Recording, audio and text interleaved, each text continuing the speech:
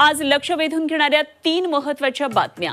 यामध्ये पहिली लक्ष वेधून घेणारी महत्त्वाची बातमी ती म्हणजे आजपासून सुरू होणाऱ्या अधिवेशनासंदर्भातली।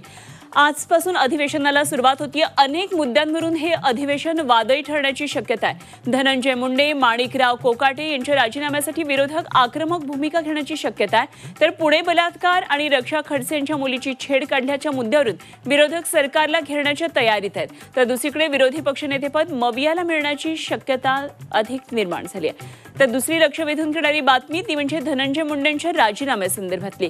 धनंजय मुंडेंनी राजीनामा दिला नाही तर आज अंजली दमानिया पत्रकार परिषद घेणार आहेत आणि यामध्ये त्या आणखी काही नवे खुलासे करणार आहेत।